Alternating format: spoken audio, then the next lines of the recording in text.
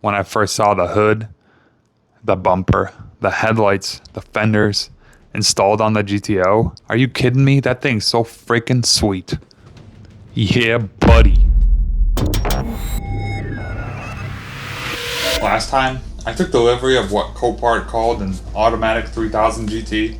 And while I was relieved that it was indeed a turbo car and it was indeed right-hand drive and a GTO, the damage was way worse than I expected.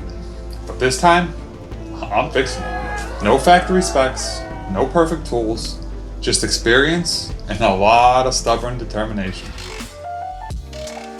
I started with the bumper, and honestly, this felt like surgery. I mean, there's so many bolts on this thing, it's ridiculous. Modern cars, they have like 2 screws and a couple of clips and that thing comes off.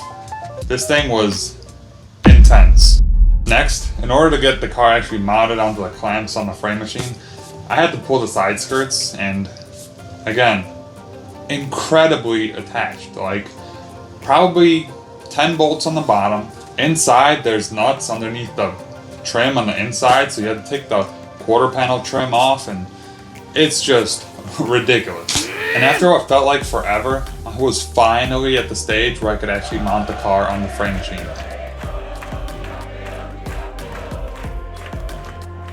So in order to pull it out, I'm gonna have to throw some chains on it, because believe it or not, it will pull the whole car with all the bracketry and stuff. It's just gonna pull the whole thing all together. So I'm gonna have to chain it back. Probably throw a chain back here on the rear tow hook, as well as somewhere up front to hold it down so it doesn't come up off of these clamps. This machine is meant for small and medium cars, and my dad's been pulling full-size SUVs, vans, and pickup trucks on it ever since he's gotten it. So it is a little bent up here and there, but it still does the job, and we're gonna pull the GTO with it. For the pulls, I had both rams working simultaneously. One was pulling forward, the other one was pulling to the side. I also had a jack underneath the rail pushing up in spots that needed to go up. And then I was hammering in spots as well. All right, so we pulled this out. This probably is about as good as it's gonna get. Now, even though it may look like it, doing framework is not just brute force. You have to apply tension in the right direction and hammer in the right spots, and then the rails, they go right back to where they need to be. But the key is doing those things in the right direction, the right order. Otherwise, you're just gonna bend the rail in a different spot. And yeah, I had no factory specs. All I had was my clean Georgia shell. Luckily, the USDM version and the JDM version, they're very similar in the engine bay. The only difference is like the clutch master cylinder and the wiring's different. Other than that, they're pretty much identical. So I could take measurements off of the 3000 GT and transfer them to the GTO, and it worked out just fine. Now, when it was time to replace that rail, I made my cut right in between the 4 bolts for the transmission mount. This means that 2 of the bolts still remained on the car, and 2 were gonna go onto the new section that I was installing.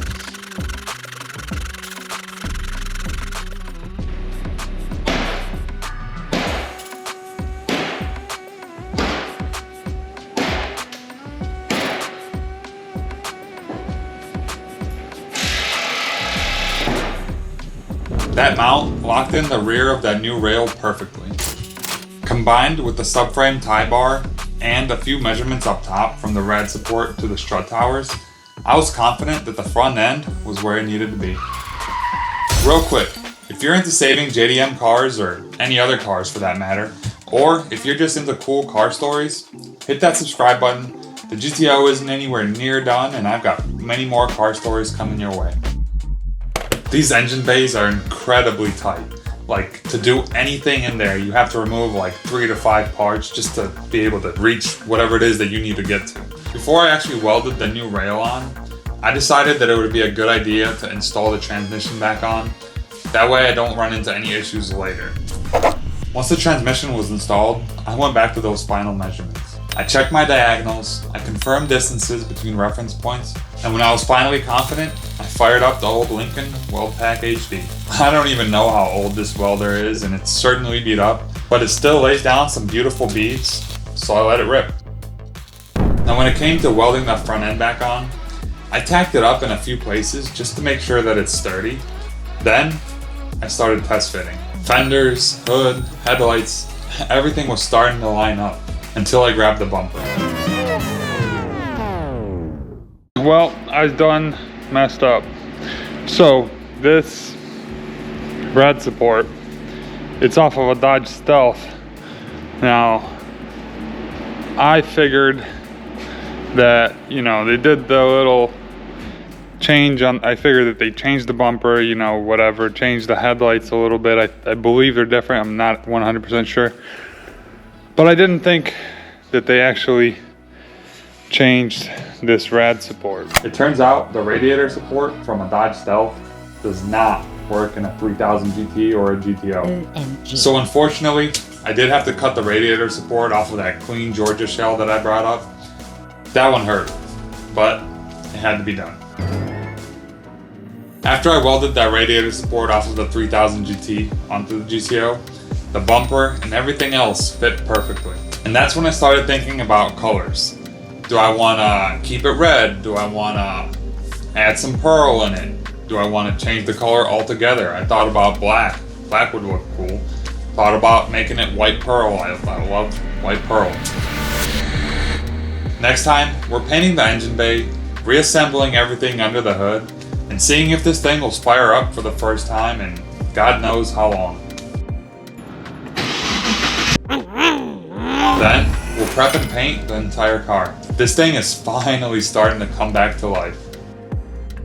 Let me know in the comments what you would have done differently, and if you're not subscribed yet, I don't know what you're waiting for. Now's the time.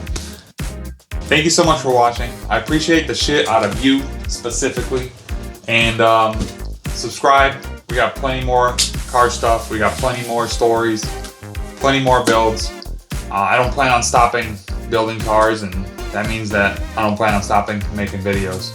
And I'm always going to try to improve, and we'll get somewhere. So, thank you guys from the bottom of my heart. See ya.